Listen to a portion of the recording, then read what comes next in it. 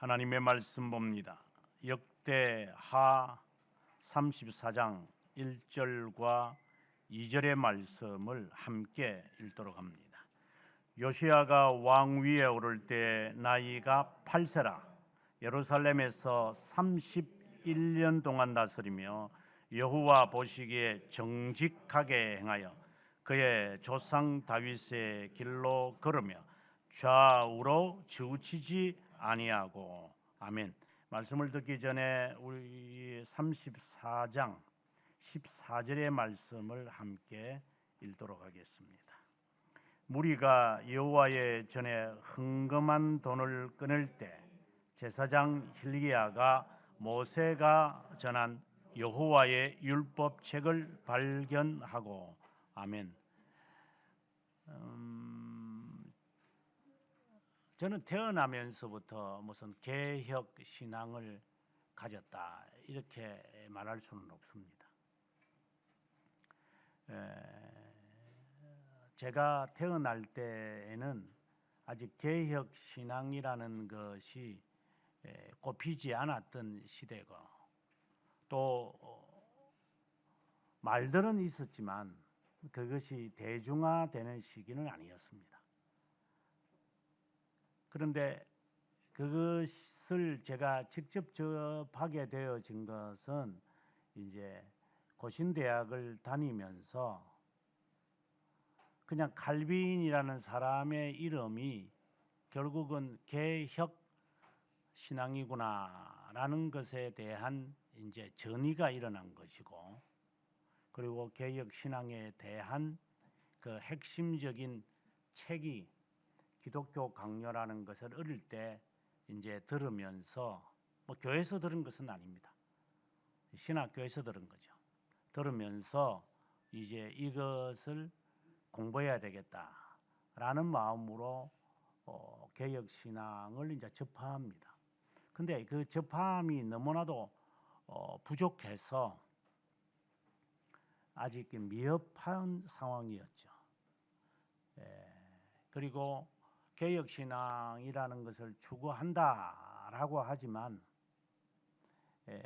미국이나 영국이나 남아공을 거치면서 이 개혁신앙이 어떠한 것임을 이제 마치 맥을 잡았다라고 볼 수 있고, 그것을 이제 정착 발전시키는 일에 교수 생활을 하면서 시도했다고 볼 수 있습니다.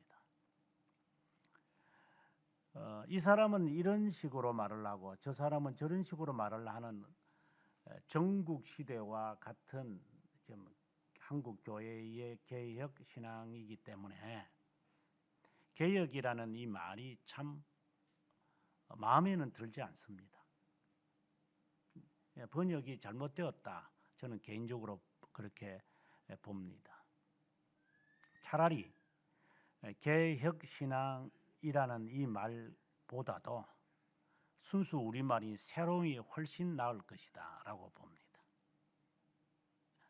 제가 새로움이라는 이 단어를 채택할 때에 리폼이라고 하는 이 단어가 너무 강하게 정치하는 애들부터 시작을 해서 모든 문화에 있는 사람들이 다 사용하는 단어다 보니까 자칫하면은 진보적일 수 있는 거고, 아니면은 자칫 말 잘못하면 개판이 되는 상황이니까 이 개혁이라는 이 말이 정말 마음에 들지 않는 단어였습니다. 그러나 타인들에게 말할 때는 개혁이라는 단어를 쓰지만 제 스스로의 마음에는 새판, 그리고 판을 다 부숴버리고 새로 만들자, 이런 개념이 아닌, 그건 진보니까, 진보가 아닌 거듭나면서 새로운 형태를 만들어 가야 된다. 그래서 날마다 새로워야만 된다라는 그의 의미로 사실상 새롬이라는 단어를 이제 쓴 거죠. 그렇게 쓰게 되어진 그 근본적인 동기는 개혁 신앙인들이 잘 사용하는 문구, 개혁 교회는 날마다 새로워진다 라고 하는 그 문구, 그 라틴어에서 나온 말인데, 이 문구에서 날마다 새로워지는구나, 이것이 새로움이라는 의미일 것이다 라고 저는 이제 받아들인 것이죠. 근데 이 문구도 실제로는 뭐 자유신학을 하는 칼 바르트도 사용했던 단어고, 동시대에 살았던 신칼빈주의를 주창을 한 아브라함 카이프도 사용한 문구고, 그래서 이 근본적인 시작은 어디서 됐는지 아무도 모르지만 사용한 사람은 있죠. 그 의미는 압니다. 교회는, 개혁 교회는 항상 개혁된다라는 문자적 의미입니다. 그러면 그 개혁이라고 하는 이 단어를 우리가 쓰는데 이것을 어디에 초점을 맞출 것이냐는 겁니다. 어디를 기준으로 해가지고 개혁될 것이냐, 새롭게 될 것이냐라는 겁니다. 그러면 성경을 통하여 개혁, 새로움이라고 하는 의미를 찾아낼 때 우리가 꼭 도달하는 곳이 있다면 바로 오늘 우리가 읽었던 34장 역대하의 내용입니다. 이것은 23장 열왕기 하에도 동일한 내용이 언급되어 있습니다. 그래서 이 말씀이 개혁 정신, 개혁 신앙을 말하는 게 아니라 개혁 정신을 갖는 사람의 자세여야 한다. 교회 역사를 보면서 개혁이라는 단어를 쓰는 사람들은 꽤 있었습니다. 중세시대의 그 암울한 교회, 부패하고 타락하고 추잡하고 추악한 교회를 바라보면서 이것을 개혁해야 되겠다 하고 글로니 수도사들이 이 운동을 시작을 합니다. 그러나 이제 시대가 바뀌면서 이것을 리포밍 패턴, 이 형식만 바꿉니다. 이것은 규정을 해보면 이거는 진보입니다. 형태를 바꾸면 되는 줄 알아요. 예를 들어서 일반 교회와 새로운 교회의 근본적인 차이 가운데 하나가, 지금 저는 이게 설교 단상을 한쪽 규칙에 뭐 왼쪽도 좋고 오른쪽도 좋습니다. 그게 별로 중요한 것은 아니니까. 그러나 주로 이제 설교들을 이제 왼쪽 편에서 주로 설교를 하고, 이제 대중들이 볼 때 오른쪽에는 장로들이 이제 기도하는 그런 이제 강대 사항이 이제 있기 때문에 그걸 흉내냈을 뿐이고, 항상 이 하나님의 말씀이 중심에 있어야 한다는 것은 개혁, 종교 개혁을 하는 사람들의 마음속에 갖고 있었던 거예요. 그렇다고 여기에 규정에서 설교를 하는 거든 중앙에서 설교를 하든 아니면은 또 다른 측에서 서서 설교를 하는 그것이 개혁이라고 말할 수는 없습니다. 그는 개혁 정신에서 그렇게 할 수는 있겠죠. 여러분들이 지금 들어가 보지는 않았지만 이번에도 탐사팀들과 좀 들어가려고 시도는 했는데 그 시도가 잘 안 돼서 결국 못 들어갔습니다. 그 칼빈이 목회했던 그 예배당, 상피에르 그 건너편에 조그마한 오디토리움이 있습니다. 우리 같으면 채플이죠. 그래서 그 본래 이름은 오디토리움이지만 지금은 채플이라는 단어로 씁니다. 칼빈이 그것을 만들면서 당시에 영국에서 청교도 전쟁과 찰스 1세의 그 핍박, 뭐 메리도 마찬가지입니다만 그 전에는 메리의 그 핍박을 받아서 청교도들이 뭐 메리 때는 청교도가 있지는 않았지만 아무튼 그런 정신을 가진 사람들이 어디로 가야만 되는가? 이 나라는 떠나야만 하는데 누구에게 가서 정말 성경적이고 바른 신앙을 또는 바른 신학을, 바른 삶을 유지할 것인가? 이랬을 때 그 사람들은 거의 다 찾아오는 것이 바로 칼빈이 목회했던 제네바였습니다. 많은 사람들이 찾아왔습니다. 뭐 주소도 있었던 것은 아니고 그냥 물어서 사람들은 마치 제네바로 가려면 어디로 가야 합니까? 많은 사람들이 제네바로 모이게 되어졌고 그들을 어떻게 양육을 해야 돼? 영어를 하는 분은 아니었으니까. 그래서 그들의 주가 영어권이었기 때문에 그들을 위해서 성경을 번역을 하게 됩니다. 그것이 우리가 시중에서 볼 수 있는 제네바 성경입니다. 제네바 한글 성경을 말하는 게 아니고 제네바 영어 성경은 칼빈의 사상이 가장 잘 반영된 청교도들과 개혁신앙인들이 추구하는 성경입니다. 비로소 제네바 성경을 만들면서 성경 구절을 칼빈은 붙이게 합니다. 장은 이미 있었습니다. 중세 시대에도 장은 이미 있었지만 그 하나하나 그 항을 만드는 이 일은 스테파누스라고 하는 사람을 시켜서 우리가 영어로 너희들이 번역을 할 때 물론 칼빈이 감사한 것은 아니죠. 영어를 모르시니까. 하지만 절을 만들어야 한다. 그래서 저도 뭐 조금 이렇게 흉내를 이거는 흉내지만 흉내를 내면서 신앙 고백서 번역을 하면서 이미에는 그런 것은 없죠. 절은 없죠. 근데 제가 절을 만들었죠. 벨지카 16항 길거든요. 벨지카 37항 길어요. 그래서 그걸 제가 읽으면서 요거는 여기에 문단어로 나누어야지 내용상으로 해결이 될 것 같다고 해서 처음으로 저도 흉내를 내봤습니다. 지금 생각해보면 잘한 것 같아요.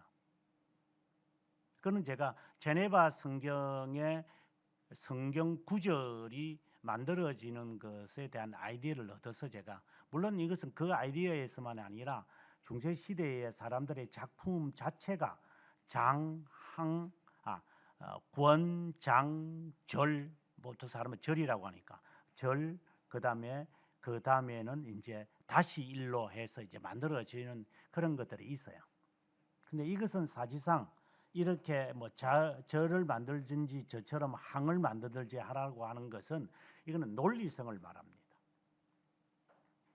뭐 이것에 대해서 할 말은 너무나도 많지만 생략을 하고 그래서 절을 처음으로 이제 성경에 적용하게끔 칼빈이 말합니다.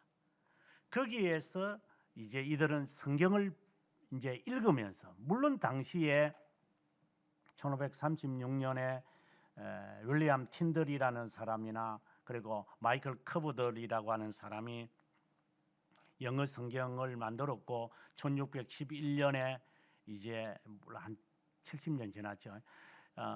그때에 이제 킹 제임스 버전이라는 것을 레인몬드라고 하는 사람에 의해서 이제 학자들과 함께 우리가 보는 킹 제임스 버전이 나왔지만 실제로는 개혁 신앙인들은 킹 제임스 버전을 건너서 거기에도 개혁 정신이 많이 담겨 있더라도 건너서 제네바로 가는 것이 저는 옳다고 봅니다. 그러려면 영어 공부를 해야죠. 그 번역은 별로 중요하지 않으니까 한글 번역은 별로 중요하지 않으니까 이건 돈 장사하는 것들이니까 단 그들의 정신을 이 히브리어와 이 헬라어를 어떻게 이제 이 영어로 바꿀 것이냐를 그들은 심의하면서 그리고 선택을 해가지고 그들은 그 우리의 성경으로 그러니까 영어 성경으로 그들은 활자로 만든 거죠. 이것은 정말 중요한 작업이었습니다. 그러면 이런 작업을 왜 하게 됐는가? 그것은 그 원리를 거슬러 가면은 오늘 주인공인 요아서에게서 이 답을 찾는 거예요. 요아서의 개혁은 주로 세 가지로 만들어집니다. 오늘 본문에도 있습니다만은 3절에 아세라 상들 4절에서 7절까지 이제 상들을 다 없애는 이거는 이교, 특별히 태양상을 없앤다는 말인데, 태양상을 없애는, 그러니까 이스라엘 사람들이 하나님과 우상을 동시에 섬기고 있었어요. 참 슬프죠. 그러나 슬픈 일은 아닙니다. 우리가 하고 있기 때문입니다. 하나님과 돈을 우리는 항상 소유하고 있습니다. 하나님을 잡는 이유와 근거는 항상 돈입니다. 그래서 예수 그리스도도 돈이 있는 곳에 네 마음이 있다. 돈이 있으면 사람은 자만에 빠집니다. 자만에 안 빠지는 사람은 없다고 제가 말했습니다. 여러분 조심하셔야 될 겁니다. 돈이 모이면 자만에 가는 첩경일 거예요. 조심해.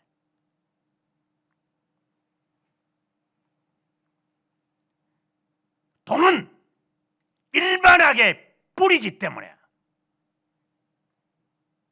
하나님께 돈 달라고 하지 마. 내 것이라고 보지도 말고. 그래서 하나님의 뜻으로 돈을 사용하는 법을 배워야 돼. 하나님이 원하시면 언제든지 하나님께 드릴 수 있는 마음도 가져야 하고.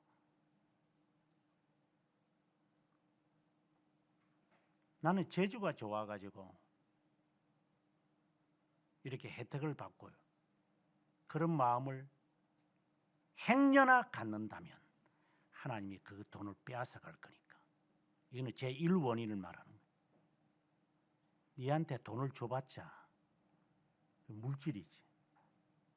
너는 교만과 모든 악을 만드는 것밖에 되질 않은 것이니 하나님이 돈을 빼앗아 버립니다. 이건 세상 유기된 자하고는 상관없습니다.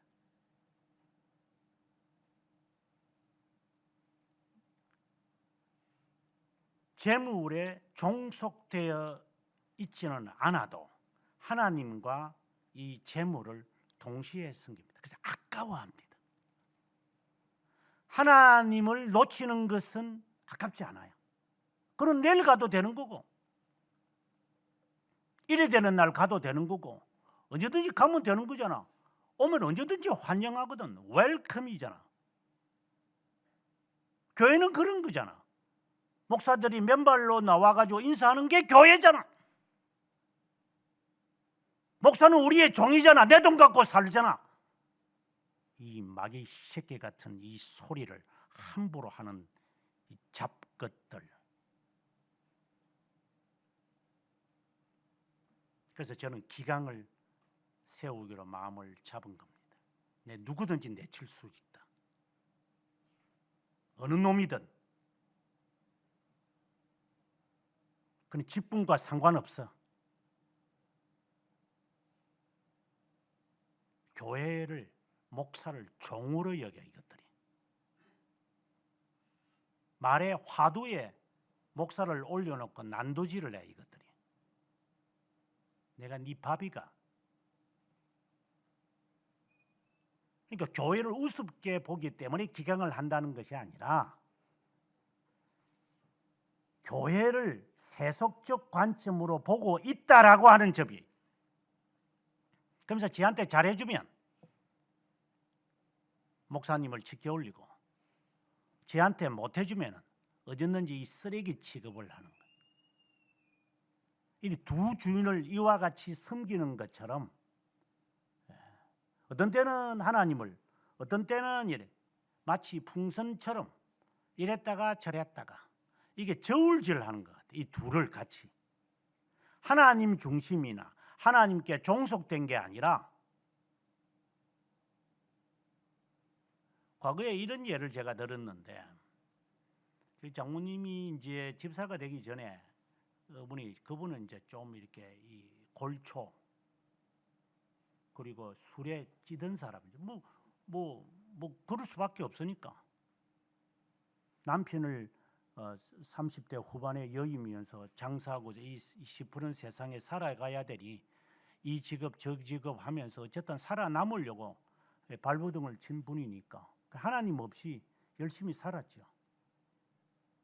이제 그러다 보니까 제가 와도 제가 목사 그때는 아직 제가 목사가 아니었지만 목사가 아니래도 술 담배 여전히 저보고 어이 나서방 술 한잔 해라 이러면서 가면 저 안 합니다니까.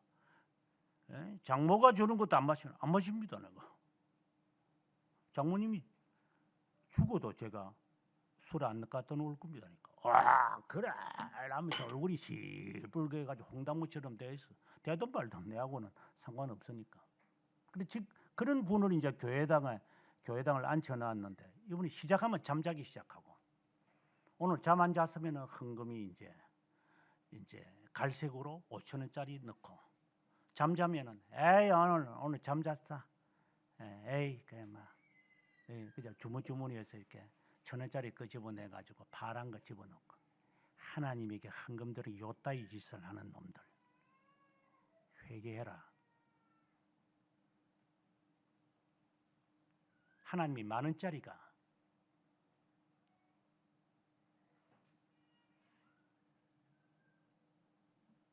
어제 여기 지나오면서 어디야 15년 전부터 가봤던 그 칼국수 집인가 그 집에도 보니까 7,000원으로 옮겼더구만. 제가 15년 전에 3,000원짜리인데 냉면 하나도 12,000원짜리다. 이 도둑놈이 새끼들아.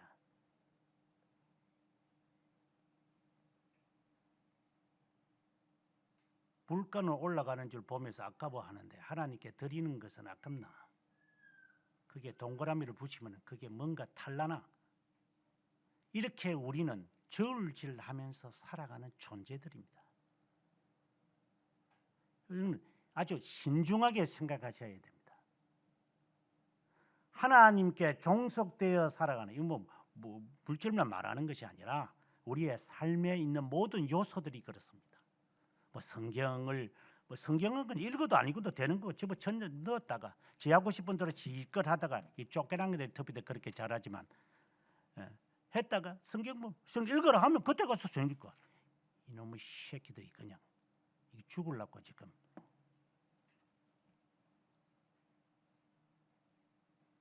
이 몸에 배어 있어요. 이게 우상 숭배라는 게.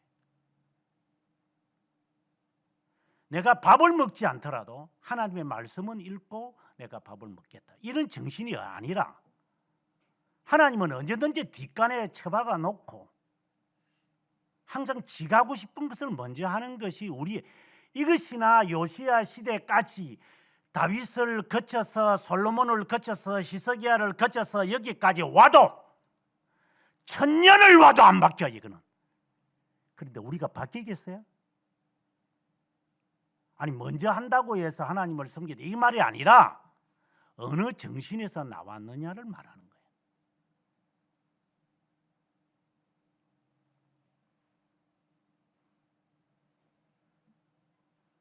우상이라고 하는 것을 하나님과 견주고 있기 때문이잖아요. 하나님을 먼저 하는 것을 의미하는 것이 아니라 하나님께 다 속한 것인데 이런 쓸데없는 것이 왜 여기 필요하느냐라는 의미에서 우상을 제거하는 거지. 우상을 제거하면 하나님이 복 주시겠지. 우상을 섬기지 않으면 하나님을 섬기는 거지. 이런 개념은 아니잖아요.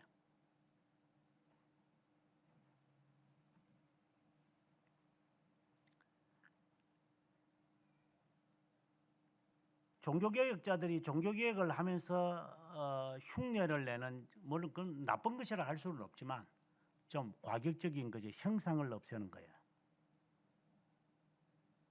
그래서 프랑스에 이제 성당들이 참 많아요. 그 프랑스의 그 혁명들이 일어나면서 뭐 18세기지만 그 16세기에 종교개혁이 일어나면서 이번에 그 레인 대성당을 가봤는데 클로비스가 뭐 세례받았다고 뭐 하는 곳이지만 뭐 저는 믿지 않지만 어쨌든 뭐 거기에 가보니까 그 형상들이 없어요. 이게 다 부숴버리는 거죠. 이것은 정말 종교개혁자들이 오늘의 이런 요시야의 이런 개혁 정신을, 저는 개혁 신앙이라고는 보지는 않지만 개혁 정신을 한번 닮아보고자 하는 마음에서 우상을 다 깨버리고 이러한 작업들이 있어요. 그것이 과격하든 온순하든 상관없이 개혁교회는 어떤 형상이든지 교회에 두지 않는다. 심지어 교회당 안에도 십자가를 달지 않는다. 목걸이에도 하지 않는다.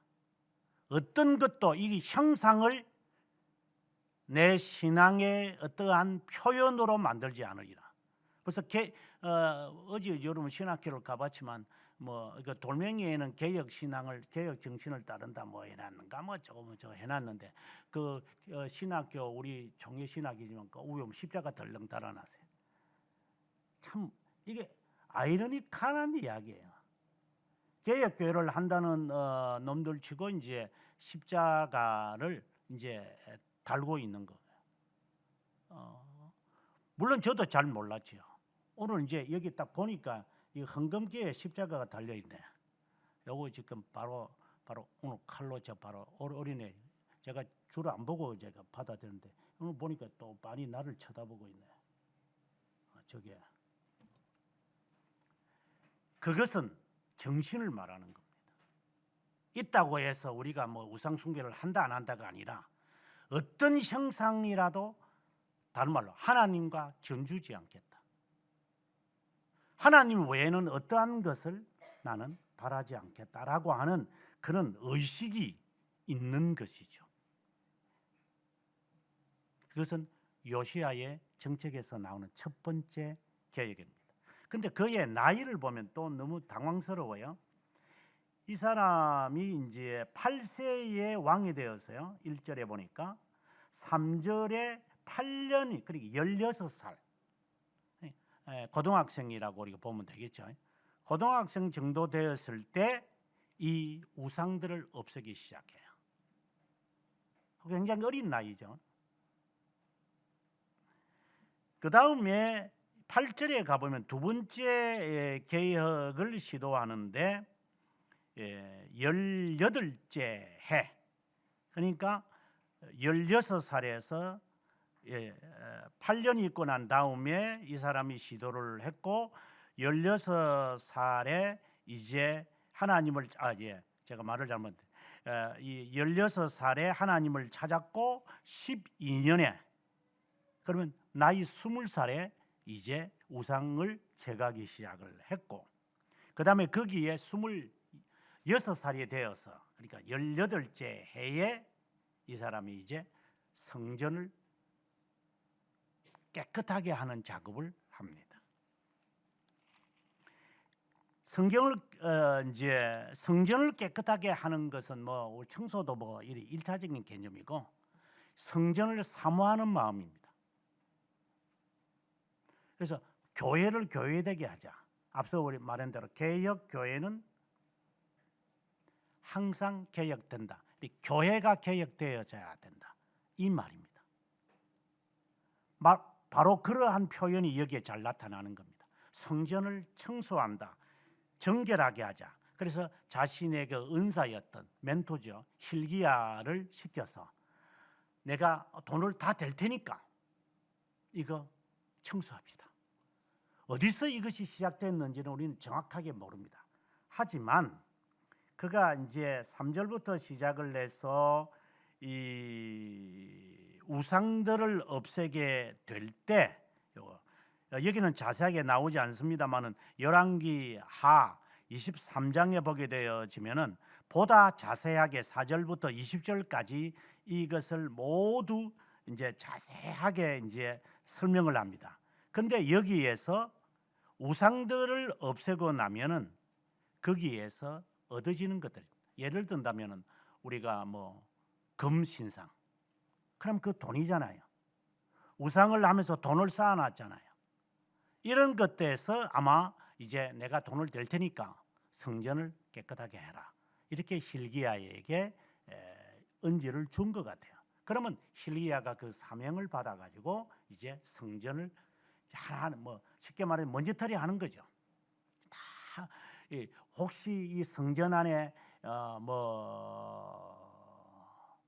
우상과 같은 그런 것들이 없는가 하나하나 이렇게 조사해 갑니다. 여러분들이 그 상피에르를 가보면 상피에르는 본래 그 로마 가톨릭 대성당이에요. 그래서 지금 이름도 거티드럴이라고 해서 대성당입니다.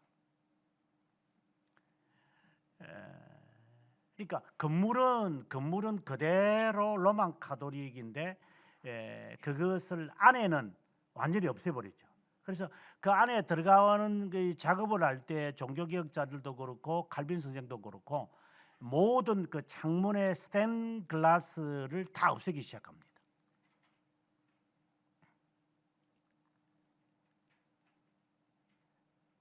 여러분들을 좀 더 이제 스콧 우리가 장로교회 이제 정치적으로는 장로교회니까 장로교회를 보면 장로교회의 오리지널 모습들이 무엇인가 좀 궁금하죠, 실제로. 한국 교회의 장로교회는 이것들이 미친 놈들이고 뭔 놈이 그렇게 스크린들을 그렇게 해가 이것들 미친 놈들 같아요. 이 정신병자들 같아 이 말입니다. 교회를 어제 가면서 누구한테 들으니까 뭐 교회당을 쫓겨난 교회 교회를 리모델링을 하면서 천정을 새까맣게 했다고. 이 미친 놈들 같아 이게 진짜. 그리고 새까맣게 하는 이유가 뭐야? 그 스튜디오처럼 하겠다는 거잖아요. 이 교회당이 무슨 파티장이야 이것들이. 제가 수백 교회를 제가 가서 집회를 해보지만 교회당이 마치 스튜디오 같아요. 앰프가 얼마나 거창한지 그냥 막 그런 앰프가 필요가 없어요. 이게 목소리만 나가면 돼. 음악을 연주해야 되니까 이거는 카바레라, 카바레, 무도회라. 그러니까 이 위에는 스포트라이트들이 쫙 깔려 있는. 여러분들 앉아서 잘 모르시겠죠. 저는 이렇게 앞에 보면 이게 다 보이거든요. 그렇지 않는 교회를 정말 찾기가 어려울 교회 정도로. 하여간 이건 미친놈들이 얼마나 많은지. 이건 외모를 보고 판단할 수는 없지만 교회당 안에를 새까만 거로 했다. 이거는 틀리니까. 이걸 뭐라고? 이게 내가 미친놈한테 뭐라고 하겠어? 그 개새끼한테 뭐라고 말하겠어요?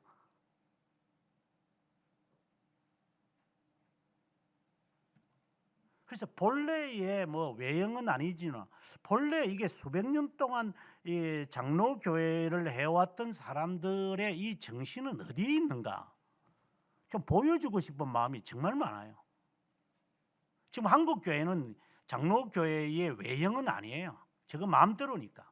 투감이나 십자가 갖다 위에 세워놓고 제가 늘 하는 말이지만 뭐 김구라는 놈이 뭐 앞에 나와가지고 뭐 남산에 가서 뭐 술집보다도 뭐 빨간 십자가가 있는 거지.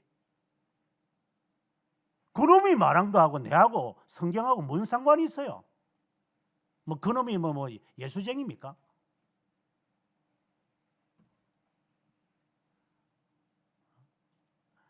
하여튼 예배당을 만들면은 보면은 저기 여기에 제 3단지 여기에 가 보면은 그 상가에 그 이게 종탑이죠. 그 교회 없어요. 근데 저걸 안 뜯어가요. 또 이것들은 세울 때는 돈 주고 막 해놓고서는. 하여튼 이상한 이런 그 우상 숭배적인 이 발상들 이건 다 외형을 제가 말하는 거라고 그래서 이 정신에서 어떤 정신이 저되는가를 우리가 점검할 필요가 있겠지만 아무튼 이러한 것들은 어디에서 나왔을까? 아마 우리가 방금 제가 이야기했지만 3절에서 그리고 23장 열왕기하를 읽다 보면 이 우상들을 없애면서 제단들을 없애면서 얻어지는 것들이 있는 것이 짐작할 수 있어요. 왜 그런가 하면 종교개혁이 일어날 때 종교개혁에 뛰어난 군주들이 뭔 신앙이 있어가지고 루터가 종교개혁할 때 프리드릭 1세가 뛰어들어가지고 루터를 보호하고 그다음에 존 왕이 그렇게 에드워즈 왕이 그렇게 훌륭해서 존 위클리프를 보호하고 그랬겠어요. 헨리 8세가 지가 신앙이 있어가지고 종교개혁을 했나요? 왜? 군주들이 종교개혁에 뛰어드는 이유가 있어요.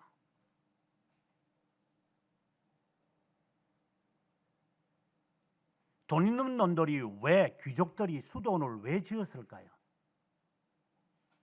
신앙이 좋았어요. 지나가는 강아지 새끼가 웃겠다 진짜. 오줌 찔찔 싸고 가겠다. 군주들이 왕들이 종교육에 뛰어난 이유는 딱 하나밖에 없어요. 아니 성경에 나오는 왕들도 이 판인데 아니 하나님을 모르고 우상숭배하며 로만 가톨릭에 찌든 놈들이 종교육에 뭐 지가 무슨 개종이 돼가지고 갑자기 뭐 신들림이 있었나 뭐 종교육을 했게 그는 우스운 짓들이고 실제로는 그 마음에는 돈이었어요. 돈. 왜? 로만 가톨릭에게 돈이 안 갈 수도 있고 그리고 로마 가톨릭에 속하 있는 부지도 빼앗을 수 있고 수도원을 특별히 없앤 게 그 스코틀랜드의 아이오나 그 수도원에 가보면은 그 제가 좀 질문을 던진 것이 왜 스코틀랜드의 그 기독교의 시작은 아이오나에서 시작을 했는데 그 수도원이 왜 그렇게 영향을 끼치지 않았는가?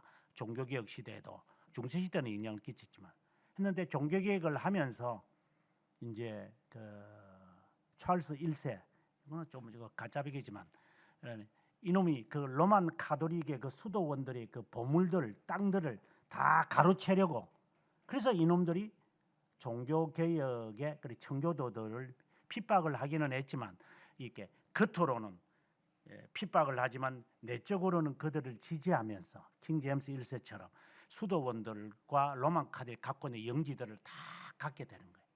이 돈이었어요. 돈. 근데 지금 이들도 뭐 여기 지금 우상숭배에 관한 이야기지만 산당들을 오랫동안 이들이 그 하나님 앞에 하나님께는 찌꼬리같이 드리고 아마 분명히 뻔하겠잖아요. 하나님 앞에 찌꼬리처럼 이렇게 외식적으로 그냥 막 주일날 한번 달랑 와서 예배드리고 나머지는 그냥 즐겁게 지내는 거잖아요. 지금 예수 믿는 놈들이 다 그 개판으로 지금 살잖아요. 그 똑같은 거예요 지금. 그러니까 겉으로 볼 때 지할 짓 하기 위해서 교회를 가고 지할 짓 하고 싶어서 교회 뭐 가는 척 하는 거지 교회를 가는 이유가 없어요. 나를 위해서 가는 거예요. 그냥 내 직분이 이런 거니까 이 정도로 내가 헌신해야 되지 않느냐 이래가지고 또 헌신하는 거고 뭐 그 외에 없어요. 이게 다 우상 숭배들인데 이것들이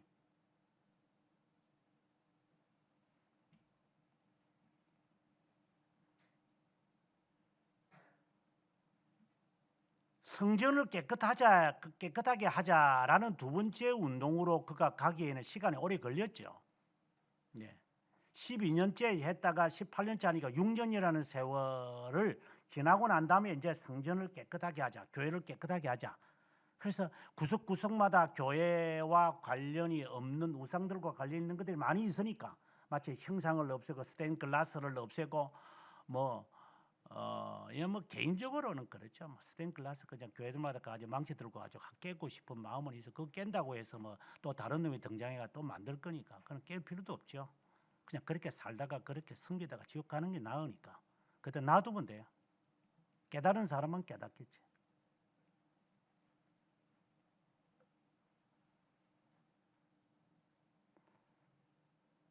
성전을 깨끗하게 한다는 말의 의미를 제가 지금까지 이야기한 거예요. 우상의 요소는 없나? 우상의 잔재는 없나? 이게 그러면서 이제 하나님은 그에게 놀라운 것을 발견하게 하는데 14절에 가보면 오늘 우리가 읽은 것처럼 헌금한 돈을 꺼낼 때 헌금이 어디서 나왔어요? 우상들에게서 다 뺏었거나 그리고 사람들이 헌금한 그 돈괴를 이제 꺼내보니까 여기에 율법책이 있는 것을 발견했어요. 이게 앞서 제가 짐작이지만 성전을 깨끗하게 하려고 하면 모든 건 재정이 따라가니까 그래서 산당들에서 제거한 그러한 재력을 hilki야에게 주면서 사람들을 고용해가지고 이걸 해야만 한다. 이렇게 작업이 들어갔는데 헌금궤를 열어보니까 그 안에 율법책이 있는 거예요. 여기서 요시야는 옷을 찢기 시작합니다. 이런 모세 오경을 말하게. 지금 당시에는 뭐 성지서라든가 예언서 이런 것들이 이제 없으니까 그런 말씀을 읽는 것을 들으면서 하나님의 말씀과 물론 자기가 잘 몰라서 어쨌든 우상 숭배는 하면 안 되니까 그래서 우상을 제거했는데 말씀을 읽고 나니 십계명이 등장하잖아요. 예를 들자면 나는 그냥 이렇게 용심으로 이렇게 정의감에서 없었겠지만 성경에 돼 있네. 이게 성경적이네. 그리고 성경적으로 살지 않은 것이 나에게는 너무나도 많네. 이 말씀을 이제 들으면서 마음에 이 충동이라는 것은 이루 말할 수 없어요. 그래서 우리가 아주 간단하게 말해요. 종교개혁을 하는 분들이 앞서 제가 제네바 성경을 이야기했지만 개혁을 한다면 성경으로 돌아가게 되어 있어요. 그래서 말씀을 참 많이 읽어요.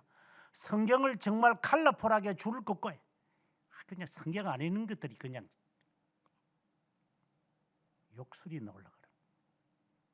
직분자가 돼가지고 겉으로는 봉사하고 겉으로는 신앙을 갖고 있는 놈 같지만 실제로는 속에는 이 뱀새끼들이 그냥 덕시덕시라는 새끼들이 말씀에 대한 이 갈구가 없어요. 그 말씀이 결국 나의 지침이 되고 지혜를 얻고 이 예언의 이 말씀을 너희들이 읽으면 지혜롭게 되고 명철하게 되고 총명을 더할 것이다. 잠언 1장 3절에서 그렇게 말을 해도 학원을 보낼 줄은 알아도 뭐 학원이 뭐 전은 아니지만 결국은 이제 학원들이 망해가고 있죠. 쫄딱 망해야 되죠. 학원들은. 애 뒷구멍에 뭔 놈이 돈을 그렇게 많이 쓰는지. 그러니 하나님께 행할 것이 부족할 수밖에. 다 쓰고 나니까. 하나님께 드릴 게 없어요. 다 쓰고 나면. 정말 바쁘거든요. 뭐 하면 뭘 다 나가야 되고 이거 다 나가고 나면 하나님께 드릴 게 없다. 요따위 짓담을 하는 새끼들 그냥.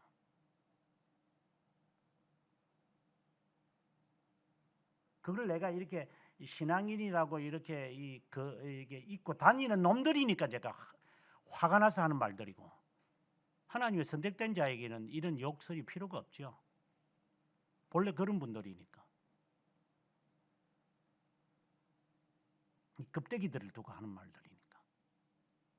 말씀을 정말 사모합니다.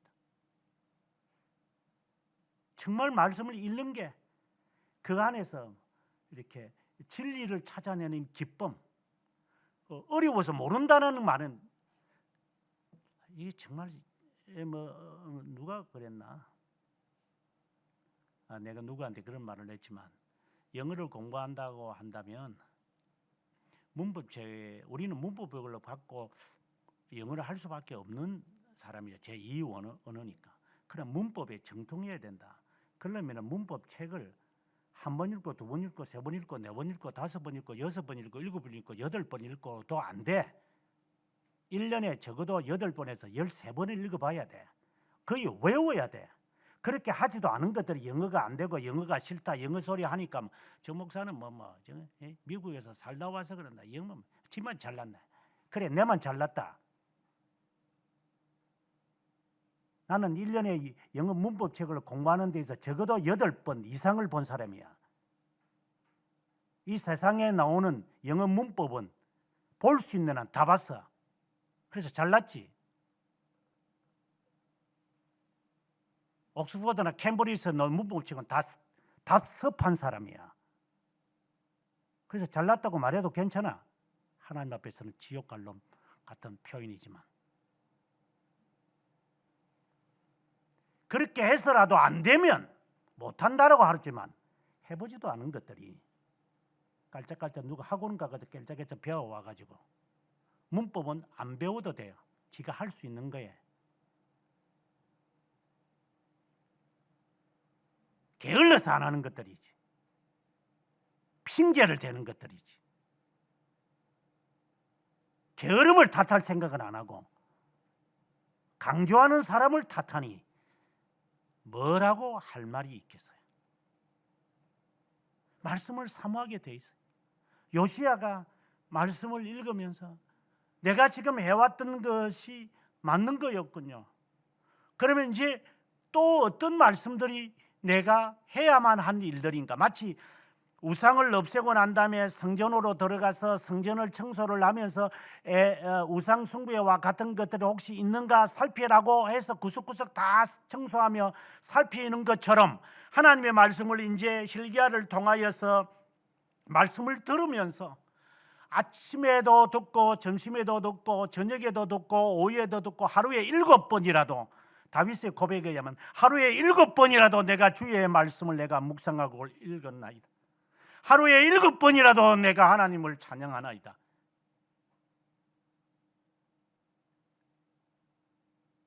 그렇게 바쁜 행정을 하는 사람이라도 율법책을 가까이 두고 읽어야 한다. 들어야 한다.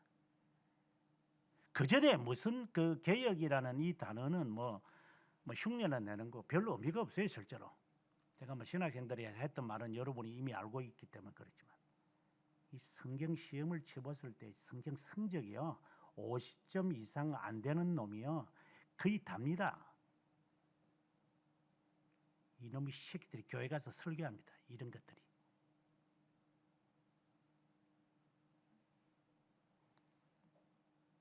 신학 대학을 오기 전에 신대원에 오기 전에 적어도 성경을 수십 독 한 놈은 1%도 안 될 겁니다. 개 같은 놈들이 목사들이 돼가지고 이것들이 쏟아져 나와서 개들을 키우고 있겠지만 성경을 많이 읽었으니까 순종이다 이 말이 아니라 그만큼 목사 되는 놈들 치고 성경에 정통한 놈이 별로 없다라는 말을 제가 하고 싶은 거예요. 여러분들도 동일하고 성경 몇 번 읽었을 것 같아요. 입속에 들어가는 똥 되는 거는 잘 씹어 잡서. 하나님의 말씀은 그러니까 우상이죠. 이게 5순 위에 또 먹을 것은 몇만 원을 주고라도 먹겠지만 하나님의 말씀을 듣고 배우는 데 대해서는 이 돈이 아까워요. 물론 이제 누구에게서 들어야 되느냐는 숙제가 있죠. 사람들이 제네바로 와서 칼빈에게 배우려 했던 것처럼 누구에게 배워야 되느냐. 자칫하면 신선제로 가버리니까 그런 문제점들이 있지만 그런 것을 구체적이고 특별한 경우를 제외하고 일상적으로 통상적으로 말할 때 하나님의 말씀을 사모하는 마음이 나에게 있어야 돼요.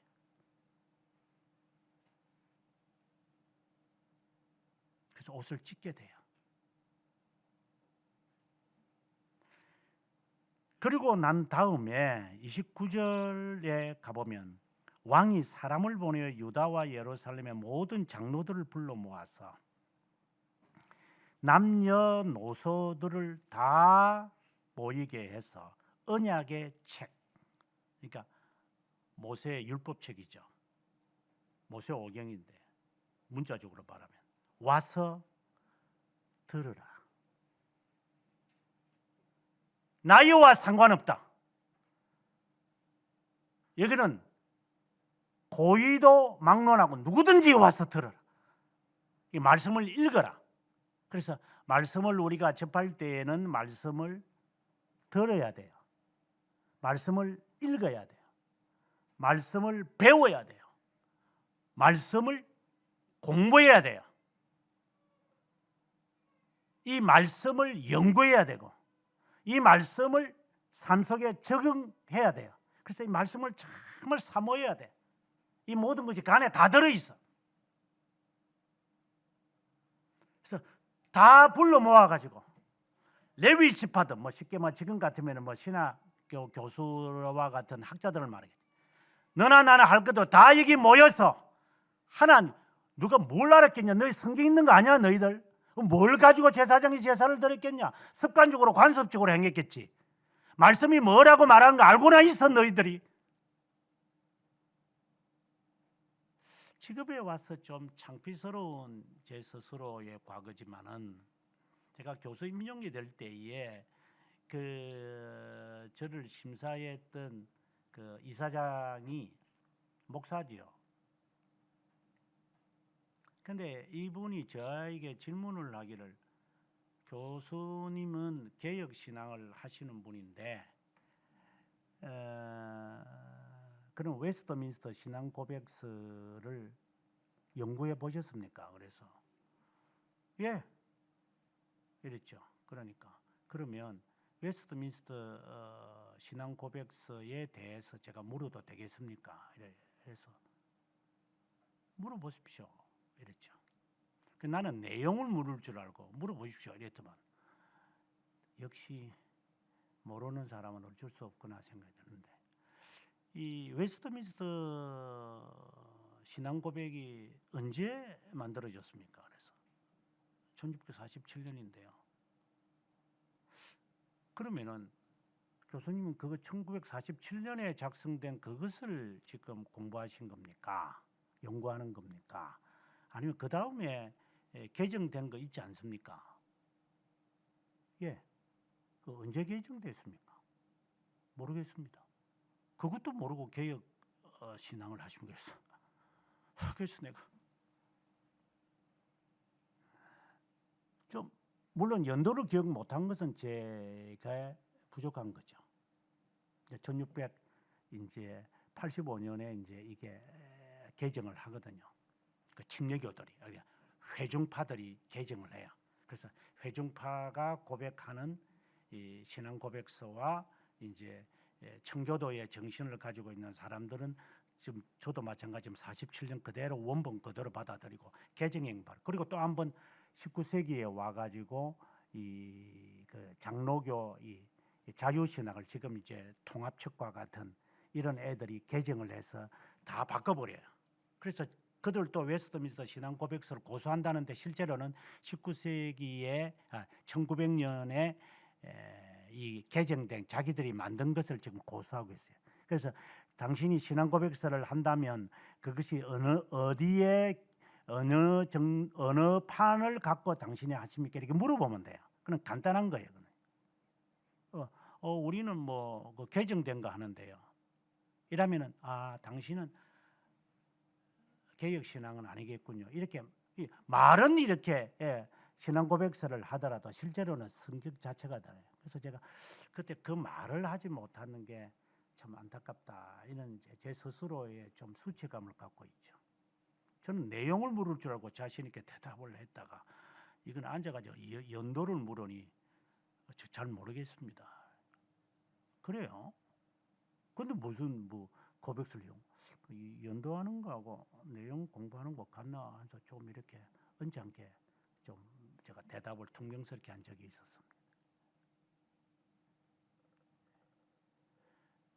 어떻게 보면 이것은 뭐 율법적인 이야기로 될 수 있겠지만 중요한 것은 신앙 고백서에서 우리에게 성경을 어떻게 읽어야 됩니까?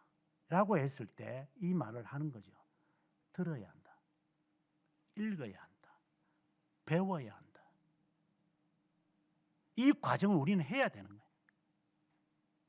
성경은 반드시 선포하는 자, 설교하는 자의 말을 들어야 한다. 이걸 베르둠이라고 제가 베르붐이라고 여러분에게 이야기를 많이 해요. 이 말을 들어라. 설교를 안 듣는 놈, 그러니까 지가 취사 선택하는 놈들이 많죠. 이거 들었다가 저거 들었다가 그 주제별로 뭐 그것도 뭐 나쁘지는 않지만 온전한 것은 아니죠. 그래서 말씀을 듣게 하는 거예요. 이것은 나중에 에스라가 이제 역대하 36장이 끝나고 난 다음에 에스라 시대에 가보면 사람들을 다 불러 모아서 이제 에스라가 율법책을 다시 낭독을 해요. 그럴 때 느헤미야도 옆에 있어서 그렇지만 옷을 전부 찢으면서 금식하면서 말씀이 이렇게 되어 있는데 우리는 뭐하고 지금 살았습니까? 라고 하는 그리 회개의 운동이 막 일어나요. 그래서 이 말씀을 지금 들었다라고 하는 것은 이 회개의 운동이 그들에게 있어졌다라는 것을 암시하고 있는 거예요. 그래서 1차적으로는 말씀을 읽어야 돼요. 스스로에게 질문을 던지면 돼요. 내가 개혁신앙을 추구하는 놈이라고 한다면, 적어도 내가 놈이라면 성경을 탐독해라.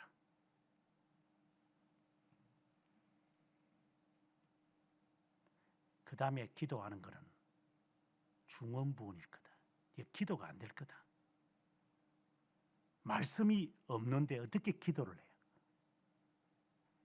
이거는 로만 가톨릭도 적어도 말을 해요.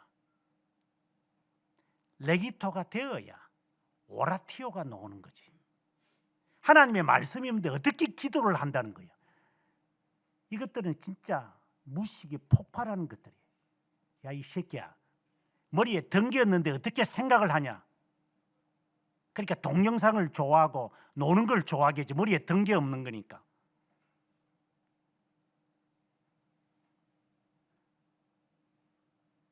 하나님의 말씀이 탐구되지 않는데 어떻게 기도를 할 수 있어요? 그건 불가능한 거예요. 만약에 가능하다면 저는 예수 안 믿을 겁니다. 그건 진리가 아니기 때문에. 하나님 말씀을 듣지도 않고 읽지도 않는데 기도 생활을 합니다 라고 하는 놈이 한 놈이라도 있다면 그 놈은 사기꾼일 거고, 바른 신앙을 가졌는데 그렇게 됩디다 라고 한다면 내가 틀린 신앙이니까 나는 예수 안 믿을 겁니다.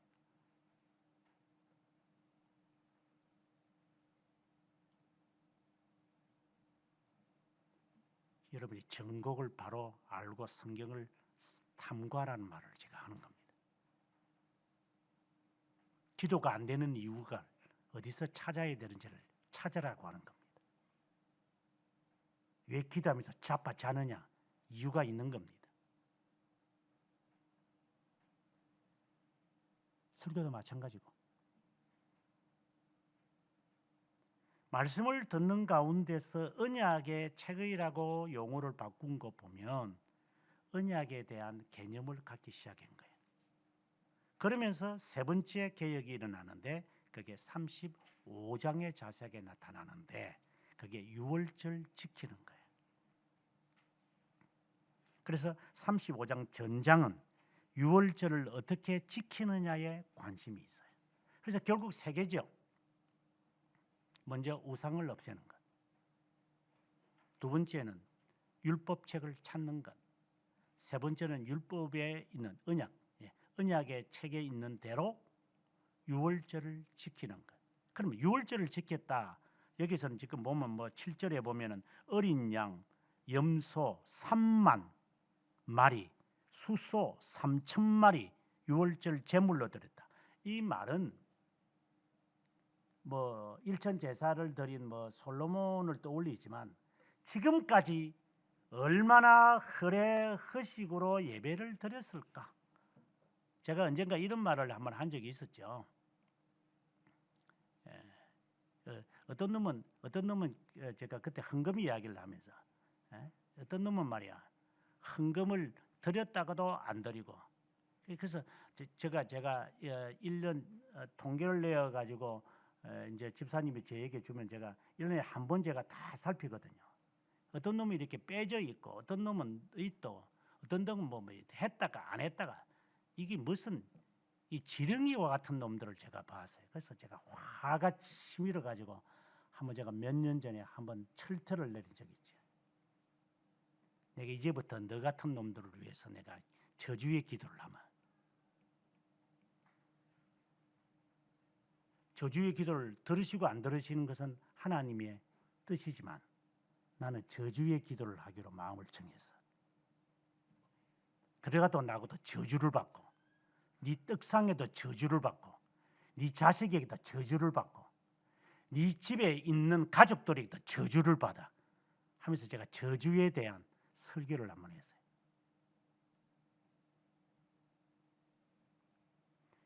이 말은 하나님에 대한 것이 얼마나 생략하고 무시되고 하나님을 얼마나 가볍게 여겼는지를, 그래서 여기에 3,000마리, 3만 마리를 했다는 것으로 해석할 수 있어요. 제사는 드렸죠. 제사장들이 있으니까 형식적으로 이런 속죄제를 위해서 드리기도 하고, 속건제를 위해서 드리기도 하고, 화목제를 위해서 드리기도. 그 예배는 잘 드려요. 누가 안 드린다는 누가?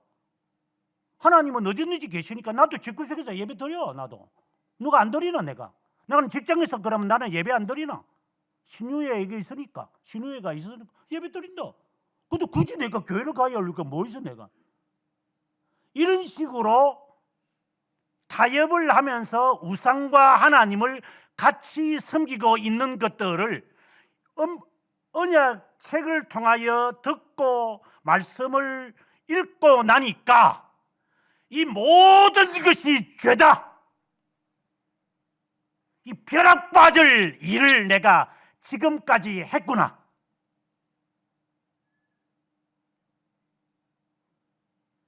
그래서 3만 마리라도.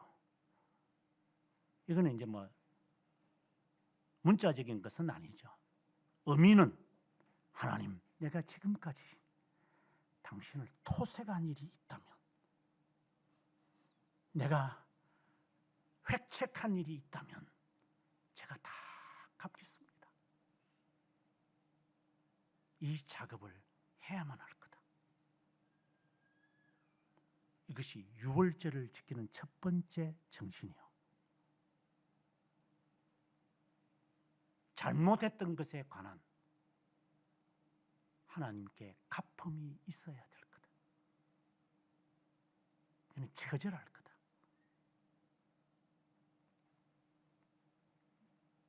두 번째는 유월절을 지켰다 하는 이 말씀은 말씀대로 여기 보면 방금 제가 이야기했던 갚아야 한다는 것을 여러분들 읽어보면 이 말씀의 의미를 알 거예요. 그 다음에 18절에 가보게 되어지면은 17절 18절에 무교절을 지켰다 이래요.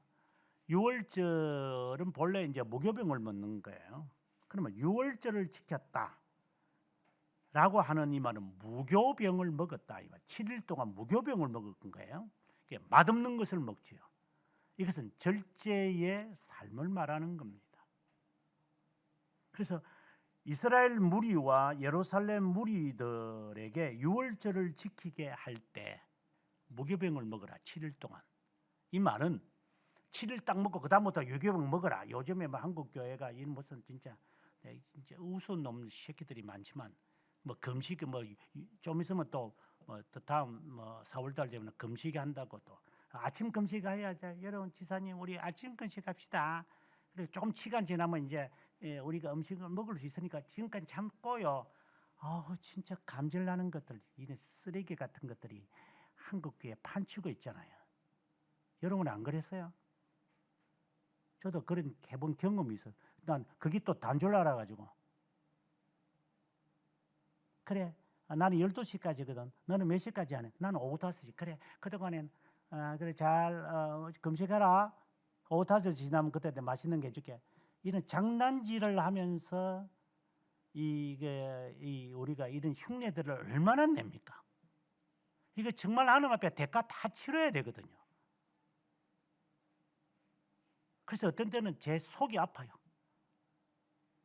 야, 이 새끼야, 네가 지금까지 신앙생활을 하면서 지금은 네가 이 앞에서 그냥 쫑얼쫑얼 대면서 개혁신앙을 말하지만 네가 앞에서 제가 개혁신앙을 어릴 때부터 된 것은 아니니까 얼마나 네가 엑스큐즈 할 일이 많았겠냐. 그래서 어릴 때, 청년 때, 아직 신학이 점검이 되지 않았을 때 행했던 이런 모든 것들이 이제 나를 사로잡으면 사람은 완전히 미칠 것 같아요. 치가 떨려요. 좀 가르쳐 주셨으면 안 됐을까? 도대체 목사라는 놈들이 도대체 어떤 놈들인가? 내가 이렇게 고통스럽게 만드는가? 물론 그건 핑계죠. 좀 덜 고통스럽게 만들면 안 된다. 물론 뭐 그분들을 내가 비난하는 것은 아니지만 마음의 아쉬움이죠. 너무 아프니까 이제 그런 소리 하는 거죠. 절제할 줄 알아라. 그리스도인으로 살라는 말입니다. 평생 7일이라는 말은 금식에 하기 위해 무교병을 먹이는 것은 절제하는 것을 말하지 흉내내는 게 아닙니다. 내가 무엇을 절제해야 되는지 말씀을 들으면서 답을 찾아야 됩니다. 너희의 몸을 거룩한 산 제사로 하나님께 드려라. 이렇게 사도 바울이 로마서 12장에서 말하고 난 다음에 그 다음에 이어서 하는 말이 뭐예요? 하나님이 선하시고 온전하시고 기뻐하시는 뜻이 무엇인지 분별을 해라. 이거는 배움에서 나오는 거예요. 배워야 돼요. 하나님의 선하신 뜻이 뭘까? 하나님, 이걸 말씀을 통해서 배우면서 그렇게 평생 사는 거예요. 그래서 너희의 몸을 어제 제가 산제물로 드려라라는 것을 잠깐 신학생들한테 설명을 하면서 그 산다라고 한다는 그 말이 앞에서 산다라고 할 때 제물이라고 할 때 그런 영어에는 spiritual 또 그 RSV나 가보면 reasonable 그렇게 번역 잘했죠. 그러니까 영으로 예배를 드린다는 이 말이 하나님은 영이시니 예배하는 자는 신령과 진정으로 드린다. 그래서 어디서든지 영이 있으니까 우리가 마음을 다하여 드리기만 하면 하나님께서 받으실 거다. 무슨 놈이 장난들을 그렇게 치고 있어. 거기서 말하는 산제물이라고 하는 굳이 우리의 선배들이 산이라고 번역한 이유가 있어요. 또 살아있는 제물이다 이렇게 번역할 수도 있어요. 근데 그 단어가 아주 그 미묘한 의미를 갖고 있기 때문에 그러면 이걸 종합해 보면 영적이면서도 합리적이면서도 그 다음에 이게 제물을 드리는 것처럼 해야 되는구나. 이렇게 이제 그 뜻들을 다 종합해 보면 그렇게 돼요. 하지만 영어 성경이나 제네바도 마찬가지지만 이게 spiritual이라든가 또는 이제 reasonable이라는 말로 번역한 이유는 중생된 자가 그러니까 세속에 물들지 말고 변화를 받아 너희의 몸을 산제물로 하나님께 드려. 변화된 사람 그런 사람들이 합리적으로 한번 생각해 봐라. 그 합리적이 뭐냐? 하나님의 뜻이 무엇인지 분별. 그러면서 내 삶을 사는 게 아니냐. 이 말로 의미로 받아들여지죠. 근데 어떻게 우리가 해석을 하고 있는 것들인지. 그래서 어제 제가 흉내까지 냈죠. 찬송 부르면서 눈 감고 지그시 눈을 감고 손을 들고 이것들이 진짜 우상 숭배를 확실하게 하는구나. 그래서 내가 무당 이야기도 제가 했지만 이 부닥거리 하는 놈들이 앉아가지고 주님의 이름을 찬송하고 있어요. 그리고 또 이란다. 성경에는 손 들고 무릎을 꿇고 이렇게 하는 것도 있잖아요. 그런데 우리가 하는 건데. 그래. 눈은 이가 어디 봤네. 귀는 있어가지고 어디 기청소를 안 해도 귀청이 있어 듣기는 듣는다더만. 듣기는 들었구나. 그 성경 어디 있지? 글쎄요. 손을 들고 무릎을 꿇고 기도하고 하나님을 호산나 찬양을 했다든가 하나님을 찬양했다라는 의미는 흉내내라는 것이 아니야. 자신을 겸손하게 만드는 작업이에요. 손을 들었다라고 하는 말은 아론과 훌이 기도할 때 손을 들었어요. 아론과 훌이 모세가 기도할 때 아론이 지팡이를 들고 있을 때 모세가 들고 있을 때 아론과 훌이 옆에서 있었다. 그는 하나님을 향한 전적인 하나님을 의지하는 것을 상징적인 표현이지. 그럼 기도할 때 그러면 처음부터 손 들고 기도해라 그러면 아마 1분도 못할 기다. 니까 찬송 부를 때는 앉아가 이랬다가 나중 되면 시내려옵니다. 눈 뜨고 나면 손이 이렇게 와 있어요. 네가 10분이라도 네가 손을 들고 있을 것 같아? 손 들려면 제대로 들든가 이것들아. 눈을 감으려면 제대로 눈 감고 기도하는가. 설교 들을 때 자빠자지 말고. 하나님 말씀 들을 때는 자빠자고 찬송 부를 때 눈이 시퍼렇게 뜨고 뭐 잠잠해서 찬송 부르나 이것들은. 별짓들을 하고 있다는 말을 제가 하는 겁니다. 하나님을 만홀히 여겨도 이만수지 이것들이 미쳤어요 진짜.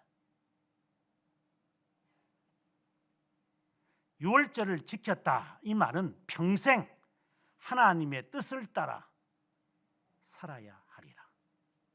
이것을 백성들과 맹세를 해요. 이제 우리가 이 유월절을 지키면서 평생 하나님의 뜻대로 살자. 이걸 맹세하겠느냐? 모세가 맹세한 것처럼 우리가 맹세하겠느냐? 그래서 이 사람들이 맹세를 합니다. 이러한 모습들은 후에 이제 개혁을 할 때마다 우리들에게 비춰지는 하나의 길잡이가 됩니다. 그래서 앞서 말한 것처럼 율법책을 발견한 것처럼 성경을 자국으로 번역을 해서 하나님의 말씀을 배워야 한다. 이것이 종교개혁자들의 정신에 뿌리 박혀 있었고 그 다음에 유월절을 지키는 것처럼 하나님의 말씀을 따라 살자. 그래서 하나님의 뜻대로 솔리 데오 글로리아처럼 하나님의 뜻대로 살자. 하나님의 뜻대로 산다. 이걸 하나님께 영화롭게 하는 거니까 하나님의 말씀대로 살자. 내가 어떤 일을 어떤 지경이 있더라도 하나님의 영광을 위해서 살 거다. 이것이 이러한 말씀들을 읽으면서 마음에 그들이 가졌던 거예요. 그렇다고 우리가 요시야를 칭송할 필요는 없어요. 요시야의 말년은 그렇게 좋지 못합니다. 하지만 지난주와는 달라요. 지난주에 요담은 아버지를 닮았다라고 하지만 오늘 본문에서는 34장 2절에서는 다윗의 길로 걸으며 좌로나 우로나 치우치지 아니했다 하고 평판을 내려요. 저는 이 점에 있어서 그가 좀 성격이 서둘러서 급해가지고 머깃도 전쟁에 나가서 그가 죽게 되겠지만 예레미야도 이거 당시에 예레미야가 있었으니까 예레미야도 이것을 바라보면서 안타까워해요. 왜냐? 뭐 단순히 그가 죽었다는 것 때문에가 아니라 그의 아들이 우리가 아다시피 아주 그 악랄한 쌀룸이에요. 그래서 한 3개월 정치하다가 하나님이 죽여버립니다. 그러고 난 다음에 그의 다른 아들이 이제 왕이 돼요. 그게 여호야킴이에요. 이게 이제 참 아이러니컬한 건데 머깃도에서 그 패전하고 난 다음에 이집트가 쳐들어와서 이제 머깃도에서 전투하다가 이제 요시야 왕이 이제 좀 교만했겠죠. 그래서 죽어요. 전사했죠. 그래서 이 이집트 애들이 와가지고 그의 아들 여호야킴을 본래는 엘리야킴인데 여호야킴이라는 이름으로 바꿔버려요. 근데 이 여호야킴이 참 교만합니다. 또. 그래서 그 사람의 최후가 이게 느부갓네살이 이제 공격을 하기 시작을 하고 그 다음에 이제 티그라필레셋이 와서 신바벨론인데 이들이 와서 이들을 공격할 때 그 여호야킴을 데리고 갑니다. 가가지고 평생 노예로 부리면서 살게 만듭니다. 이것이 예레미야 볼 때 참 마음이 아픈 거예요. 요시야는 철없는데 저 성군인데 그 자녀들을 봐. 살룸, 여호야킴. 이제 여호야킴이 또 그래도 그렇게 잡혀가고 나니까 이제 시드기야라고 하는 애가 또 이제 왕이 돼요. 이것도 다 요시야의 아들들이에요. 손자고 아들이에요. 그래서 유다는 망하고 말아요. 이 장면을 다 바라보면서 예레미야가 애가를 쓰는 겁니다. 요시야가 개혁을 할 때 예레미야는 희망을 봤어요. 하나님 감사합니다. 그러나 그 다음 살룸, 요야킴, 시드기야를 통하여 볼 때 망하겠구나. 저는 여기서 하나의 진리를 깨달았습니다. 구원은 너구나. 제가 자주 말하지만 구원은 개인적이다. 네 새끼 구원하라고 너를 데리고 오지는 않는다. 하나님은 너를 구원하는 거다. 네 부모 구원하려고 너를 부르는 것도 아니다. 너를 구원하는 거다. 정신 똑바로 차리시기 바랍니다. 이기적으로 들리십니까? 네 남편 구원하라고 하나님이 너를 예수 믿게 하는 것도 아닙니다. 너를 구원하는 겁니다. 성경 어디가 아버지가 잘하니까 아들이 잘된 사람이 있습니까? 어디에서 성군이지만 제 아들 보십시오. 개판이지. 아브라함이 신앙의 선배라고 하지만 이삭으로 우리가 연결되어지고 야곱으로 연결되어지는데 우리가 이삭에 대해서는 좀 평가를 좀 절하하죠. 예. 아브라함은 정말 위대한 사람이니 그나마 이삭과 같은 사람을 보존했겠죠. 그래서 아브라함과 이삭과 야곱의 하나님이라고 하지만 그 위에 성경에 어디에 처박혀 있던가? 나를 구원하는 거지. 니나 잘해라. 부모 덜 먹이면서 부모 전도하려고 제가 그 교회에 가서 예배를 좀 드리고 올게요. 저 그렇게 말하는 놈들을 저는 많이 들어봤어요.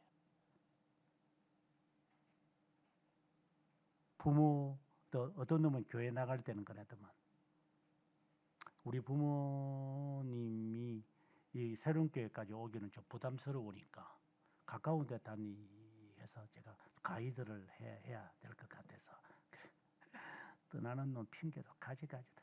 어이, 가라. 가지입니다. 요지경이죠. 별의별 이유들을 다 내세웁니다. 누구를 속이려고 들느냐? 베드로를 속이려 드니까 성령께서 아나니아와 삽비라를 죽이는 것처럼 네가 목사를 속이는 거 보니까 하나님이 또 속이겠구나.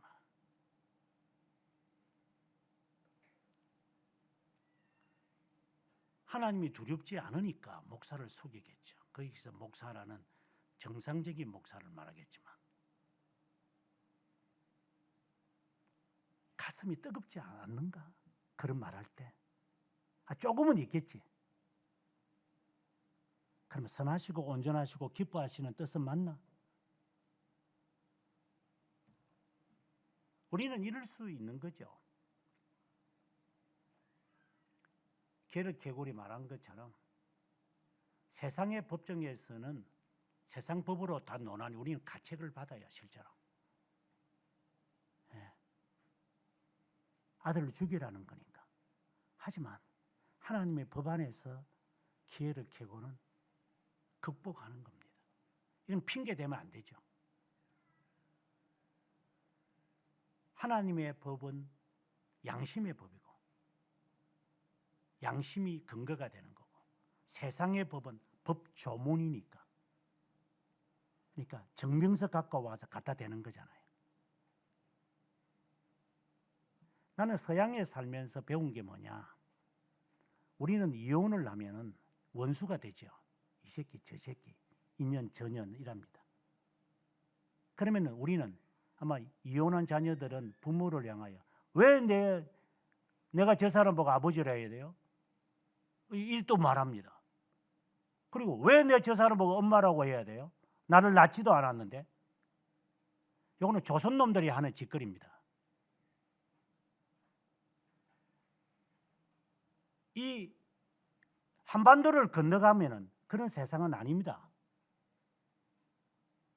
부모가 나를 낳았기 때문에 엄마가, 나를 키웠기 때문에 아버지라는 개념이 없습니다. 나를 보호하는 사람, 나를 양육해 주는 사람이 엄마고 나에게는 부모가 되는 겁니다. 이 개념이 피를 나눴다고 해서 내 부모고 내 형제 자매인 줄 알아요.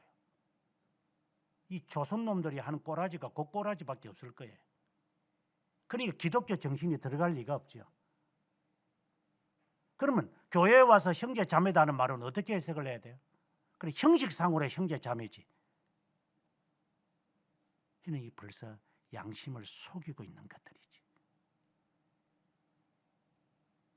교회는 그리스도의 피로 나눈 형제 자매고 어느 것이 피로 한번 대보자. 부모에게서 받는 피냐? 그리스도의 피냐? 어느 게 더 진할 것 같으냐?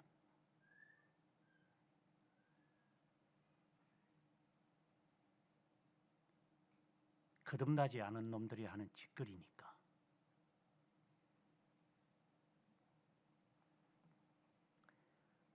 우리가 개혁이라는 말을 하게 되면 정말 많은 사람들이 쓰기 때문에 좀 헷갈릴 때가 많아요. 그래서 제가 여러분들에게 늘 숙지시키지만 개혁교회라고 할 때에 청교도를 닮아간다든가 우리가 흔히 말하는 훌륭하신 누구의 사상을 칼빈까지 포함시켜서 닮아간다든가 그게 우리와 상관이 되어서는 안 된다. 그들의 사상들, 그들의 신앙들을 다 통합해서 만든 신앙의 선배들의 글들이 있다. 그게 신앙 고백서니까 그것을 공부해라. 그렇지 않으면 조금 각도를 달리해서 개혁교회를 보는 것이 좋을 거다. 이것이 제가 개혁신앙을 공부하면서 연구하면서 책을 쓰면서 결론을 내린 바입니다. 요시야의 개혁에서 이 모든 것을 다 찾을 수는 없지만 꼼꼼하게 살피면 언약의 책이라는 율법 책이라는 이름에서 언약의 책이라는 바뀌어진 것이 저는 개혁 신앙의 근본의 시작이라고 저는 봅니다. 그 언약이 유언과 같은 거지만 그것에 따라서 우리는 살기도 하고 죽기도 할 것이다.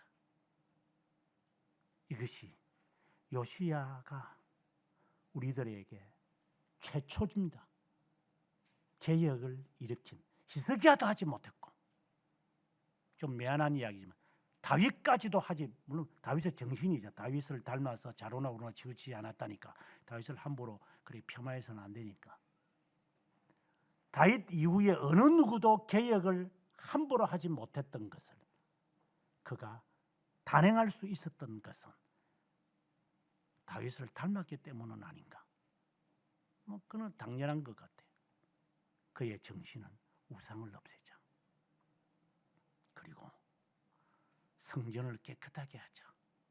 그러면서 하나님의 말씀을 발견하고 그 말씀에 따른 삶을 규정을 하자. 이것이 요시야가 우리에게 주는 개혁의 정신이라 봅니다.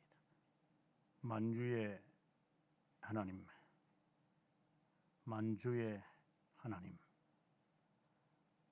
만물의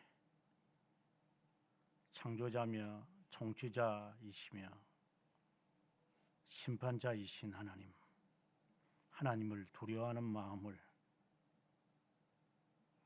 빼앗기지 않기를 주님께 기도합니다. 우상과 함께 섬기면서 우선순위로 내세우는 것에서 더 뛰어넘어 하나님의 모든 것임을 삶 속에 늘 지배적으로 누리거나 간직하며 살아가게 하옵소서.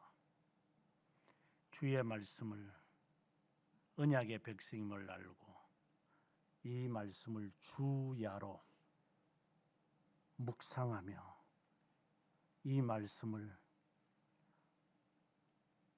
나다나엘처럼 사모하면서 주님을 경험할 수 있는 우리 각자 되기를 원합니다.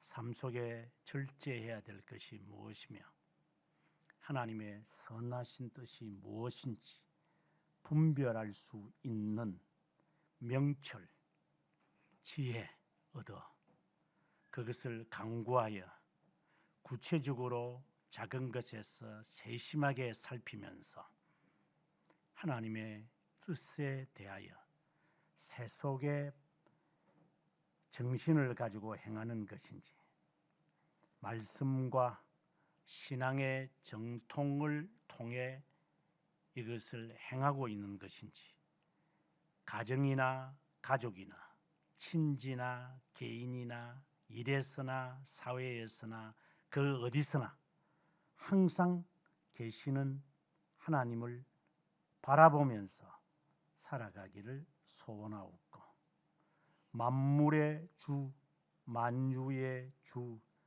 만왕의 왕이 되신 하나님 예수 그리스도의 이름으로 기도합니다. 아멘.